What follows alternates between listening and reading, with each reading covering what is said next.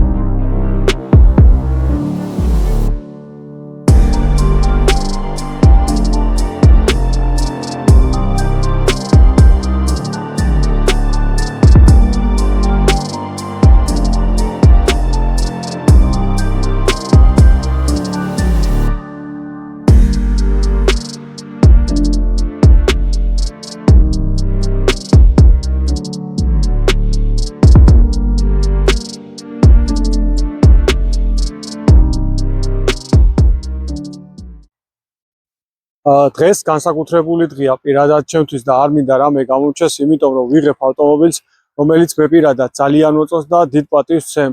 სოფლიოში მილიონობით ეგზემპლარი არის გაყიდული და ბევრი ადამიანის გული მოიგო. ერთი მინდა აღვნიშნო, რომ იყო ხალხის კატეგორია, რომელიც ზედაც არ უყურებდა ამ ავტომობილს, არ აინტერესებდა. იყო ასევე ხალხი, რომელმაც არ იცოდა მისი გამძლეობის შესახებ და ზოგიც კიდე დაცინოდა ამ ბრენდს.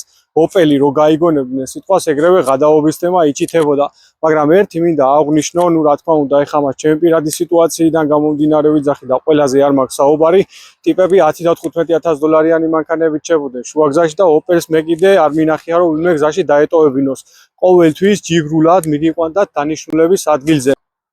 ეხლა მინდა ზოგადად აღვნიშნო ოპელის გამძლეობის შესახებ. ოპელი ითვლებოდა ერთ-ერთ ყველაზე გამძლე მანქანად მსოფლიოში. მამარო ტესტი გაიარა საქართველოში, არ ვიცი, მგონი ტიპებს გერმანიაშიც კი არ გაუკეთებიათ ისე, რას გულისხმობ ეხლა ამას. მას იყენებდნენ სატაქსაოდ, გეყოლებოდათ ალბათ ნანახი, განსაკუთრებით ფურგონი ოპელი, ქარავანი, რომელსაც ზემოდან ჰქონდა სათავსო გაკეთებული და საწყალი მანქანა ტვირთზე ყავდათ გაგდებული, მაგრამ ჯიგრულად ემსახურებოდა პატრონს მაინც და ყოველთვის ასრულებდა თავის საქმეს პირნათლად, მაგარი გამძლე მანქანები იყო. ასევე იყენებდა ხალხის კატეგორიას საოჯახოთაც, როგორც აღვნიშნე, იყო გამძლე, ეკონომიური და პრაქტიკული ავტომობილი და საბაზრო ღირებულება სხვა მანქანებთან შედარებით ჰქონდა ნაკლები. და იყო ხალხის კატეგორია ასევე, ვისაც მეორე მანქანა ყავდა ეს მანქანა, ანუ სიტყვაზე თუ ყავდა დიდძრავიანი ავტომობილი და ან ისეთი ავტომობილი, რომელიც ყოველდღიურად ვერ გადაადგილდებოდა ქალაქში და ვერ იყენებდა, შეეძლო აგერ ოპელი მოექოქა, გასულიყო თავის საქმეზე და პრობლემა არ იყო. ანუ მანქანა იყო ისეთი, არ დაგენანებოდა არაფერში, ყოველთვის გააკეთებიოდი შენ საქმეს. ანდაც კიდე მის ადგილს ყველგან ნახავდი ქალაქში, მოგეხსენებათ, გადატვირთული არის ზოგადად საცობები, პარკინგების ადგილები არაა ჩვენ ქალაქში და მე პირადად მქონია ეგეთი შემთხვევა, რომ დიდი მანქანა ვერ გაჩერებულა და ოპელის ადგილი კიდე ყველგან მინახია. ბოლო-ბოლო ბარდიულზე ააგდებდი და დატოვებდი. ზოგადად ეხა ოპელ ასტრას ისტორია მინდა მიმოვიხილო. ოპელ ასტრა 1991 წელს გამოვიდა პირველი ასტრა, ეგრეთ წოდებული ასტრა F-ი და იწარმოებოდა 1997 წლამდე და აი მაქედან იწყება ზოგადად ოპელ ასტრას აღმავლობის პროცესი. ტიპებმა გააკეთეს ისეთი მანქანა, რავი, არ ფუჭდებოდა ფაქტიურად, ძალიან მაგარი გამძლე მანქანები იყო ეკონომიური მანქანები და რა ვიცი, ყველანაირად გამოვდგარი, მით უმეტეს ჩვენ ქვეყანაში საქართველოში ძალიან ბევრი ოპელია გაყიდული. მაგრამ როგორც სხვა მანქანასაც, მასაც ჰქონდა გარკვეული მინუსები, ეგრეთ წოდებული ძარა, ვილად იყიდებდა ჟანგს და ალპებოდა. ეგ მინუსი მაგარი ჰქონდა და რა ვიცი, თითქმის 80%-ს ეგ მინუსი ჰქონდა. ძალიან იშვიათი იყო, რომ სვეჟი ოპელი გენახა.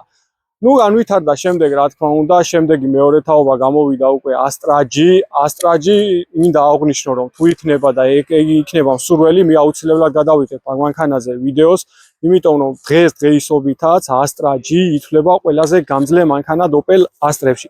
H-საც ჯობია, იმიტომ რომ მე პირადად ყავდა Astra F-იც, Astra G-ც და Astra H-იც, მაგრამ ყველაზე გამძლე მანქანა Astra G არის ჩემ შემთხვევაში და რა მე ასე ვფიქრობ. ზოგადად უკვე დაიხვეწა Astra G-ის სავალი ნაწილები გაუმჯობესებული იყო, რბილათაც დადიოდა, უფრო დახვეწილი მანქანები იყო. ეგენის და წინა მოდელებიც გამოდიოდა როგორც სედანი, გამოდიოდა ასევე კუპე და გამოდიოდა ქარავანი. ძალიან მაგარი მანქანები იყო Astra G. Astra G-დან უკვე იწარმოებოდა 1998 წლიდან 2005 წლამდე და შემდეგ უკვე გამოვიდა შემდეგი თაობა Astra H, რომელიც დღეს ჩვენთან სტუმრად არის. რა შეიძლება ეხლა რო ვთქვათ ამ მანქანაზე? როგორც აღვნიშნე, შედარებით გამძლე მანქანები უფრო Astra G იყო, მაგრამ არ ჩამოუვარდება ესეც. ნუ ეხლა თანამედროვე მანქანა არის, ახალი მანქანა შედარებით და გარკვეული დეტალები დახვეწილი არის უფრო. ნუ რაც შეეხება ეხლა ამ მანქანის ვიზუალს, რამოდენიმე სიტყვით ვიზუალიც მინდა აღვნიშნო. წინ ცხვირი მომრგვალებულია, ზუბილას სტილში არის თითქოს გაკეთებული და ძალიან ლამაზია, უხდება. რაც შეეხება ამ მანქანას, რო შეხედავ, პირველი თვალში ეგრევე უხდება მისი ფარები, უზარმაზარი ფარები აყენია ამ მანქანაზე და რავი, ღამე ამას განათება ექნება, არ ვიცი, ძალიან ლამაზი ფარებია. ფარები ჩვენ შემთხვევაში გვაქვს ეგრეთ წოდებული ატრაჟაწელიანი, ამრეკლიანი ფარები, მაგრამ არის ასევე ლინზიანი ფარებიც, ისიც ძალიან ლამაზია და ძალიან უხდება.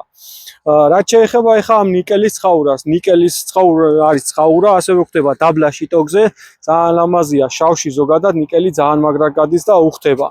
რაც შეეხება ბამპერს, ბამპერი აყენია სტანდარტულად ქარხნული, მაგრამ არის ასევე ბამპერები, რომელსაც მოყვება დაბლა თავისი ტუმანიკები, ის ამასთან შედარებით ბევრად ლამაზია უფრო და ძალიან მაგარ ვიზუალს აძლევს, მაგრამ ამ შემთხვევაში ესეთი ბამპერი გვიყენია. ნუ რავი, მეტი წინ რა შეიძლება ვილაპარაკოთ, დანარჩენი გადავიდეთ გვერდითა ვიზუალზე. გვერდითა ვიზუალი ეხა ქარხნულია მანქანა და დანარჩენი გემოვნების საკითხია, ვის როგორ მოეწონება, მე პირადად მომწონს, ლამაზი მანქანაა, ცუდი ნახდათ არ არის. ერთადერთი რაც შემიძლია აღვნიშნო არის მისი დისკები, გას 15-იან დისკებზე, ძალიან ლამაზი დისკებია და უხდება. ასევე ეს მოდელები გამოდის ზოგადად 16-იანებზეც და 17-იან დისკებზე, ძირითადად ეგენი სპორტში ხდება. ეხა მეტი რა ვიცი, მინები ჩაბურულია, ძალიან მაგრად უხდება, რა თქმა უნდა, ზომის ფარგლებში. დანარჩენი კიდე გადავიდეთ უკანა ვიზუალზე. უკანა ვიზუალი მომწონს, ცუდი ნახდათ არ არის, განსაკუთრებით აი ეს მელამაზება, თავისი ქარხნული სპოილერი, რომელიც ზემოდან არის გაკეთებული. რაც შეეხება ფარებს, გადასული ფარებია, ლამაზია, გვერდზე გადმოდის კრილოსაკეთ, ლამაზი ფარებია, მომწონს. ნუ ნიკელი აქაც ხდება, არ არის ცუდი, უხდება. დანარჩენი კიდე შიტოკი თავისი აყენია ქარხნული.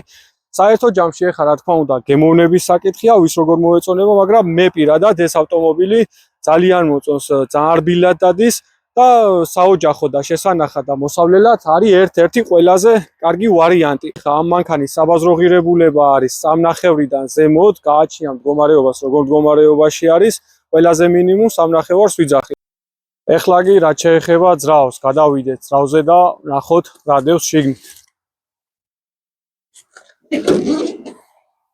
ავტომობილში როგორც ხედავთ, დევს 1.6 ეკოტეკის ბენზინის ძრავი, არის 4 ცილინდრიანი, რომელსაც გააჩნია 115 ცხენისძალა და 155 ნიუტონ-მეტრი. რა მინდა ეხლა რო ვთქვა ზოგადად Opel Astra ძრავებთან დაკავშირებით. მოგეხსენებათ ალბათ, რაც Opel Astra გამოვიდა, ეგრეთ წოდებული ყველაზე გამძლე და ძლიერი ძრავი იყო 1.6 პრასტოვი. ერთი რაც არ მომწონს Opel-ში, მინდა აღვნიშნო, რომ აი რატო შეწყვიტა Opel-მა, რომ ახალ მანქანებში ჩაესვა 1.6 პრასტოვი ძრავი, რომელიც ცნობილი იყო თავის გამძლეობით, თავისი გამომდგარობით და თავისი ეფექტურობით. აი არ ვიცი, პროსტა ძრავი შექმნეს ისეთი ტიპებმა, ელემენტარული ზეთი არ მოგეკლო მაგ მანქანაში და ყველგან მიდიოდა, ყველაფერს აკეთებდა და ძალიან მაგარი ძრავი იყო. ძნელი იყო, რომ ეგ გაგეფუჭებია. რავი, მე პირადად ძალიან წვინს, რომ ახალ მანქანებში აღარ გვხვდება ეგ გამძლე ძრავები.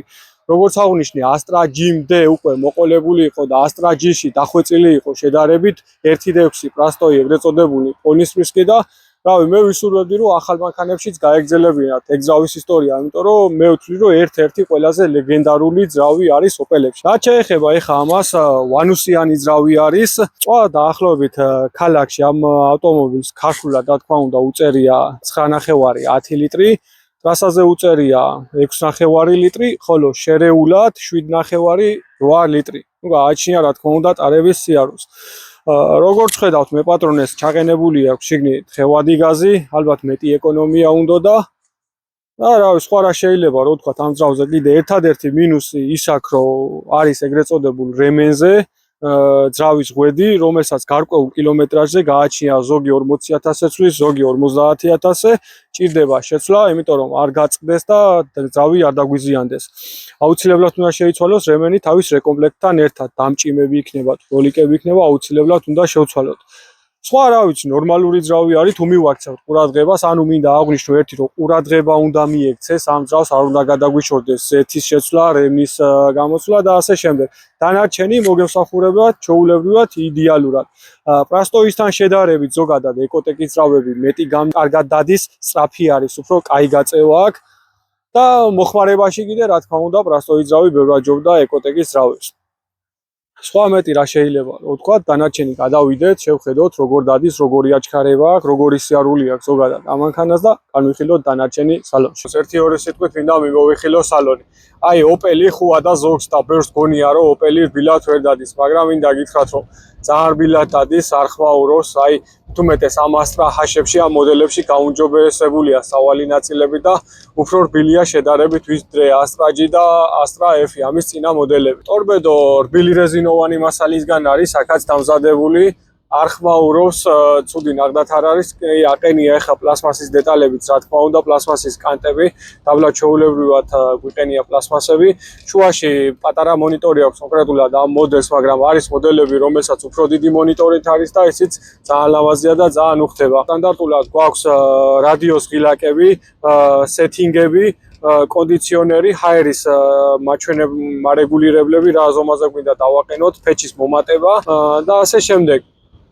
ცუდი ნახდათ არ არის. შენიშნავდით ალბათ აი ამ კანტებს ტორპედოზე. ძალიან მომეწონა, ლამაზია, უხდება და საღოლ ფლობელს იმდენი კაბელები აქვს გაყვანილი აქ, რა ვიცი, მე პირადად არ გავრისკავდი და წვიმიან ამინჩი არ გამოვიდოდი გარეთ. ეხლაც ნახავთ ალბათ, წვიმა არის, ცუდი ამინდია, წვიმაში გვიწევს გადაღება და ერთი სული მაქვს, როდის ჩამოვალ რამე ჩეპე არ მოხდეს. ნუ ერთადერთი რაც არ უყენია და რაც თვალში დამაგლა და მინუსად შემიძლია ჩავთვალო, რომ წყლის ტემპერატურის მაჩვენებელი არ აქვს. აი რა გაუხდათ, პროსტა ერთი ტემპერატურის მაჩვენებლის დაყენება. ამხელა ადგილი აქვს ბოლოს და ბოლოს შეემცირებინათ, აი ეს ხო შეიძლებოდა და შუაში ჩაესვათ. ამას მინუსად დაუწერ, იმიტომ რომ აუცილებელია უნდა ვაკონტროლებდეთ თუ რა ტემპერატურაზე მუშაობს ძრავი. აი ეს ერთი მინუსი შემიძლია ჩაუწერო. დანარჩენი რავი, მაჩვენებელთა დაფა ნორმალურია.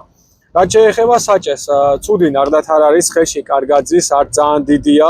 თითქოს აი სპორტული სტილის საჭი არის, ეხა ვიდეოში ჩანს თუ არა არ ვიცი, მაგრამ აქ ნაკეცები აქვს და თითქოს სპორტულ სტილში ზის საჭი. ცუდი ნახდათ არ არის, მულტი საჭი არის. რა ვიცი, საერთო ჯამში აია.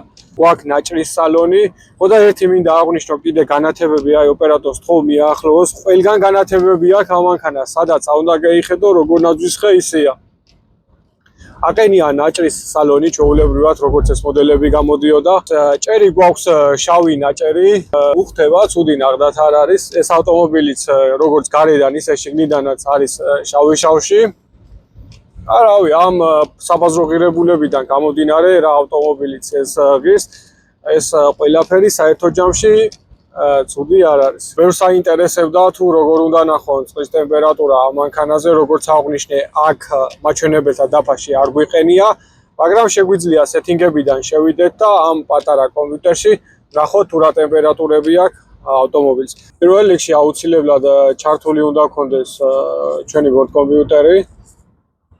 და შემდეგ დიდხანს ვაწვევით settings.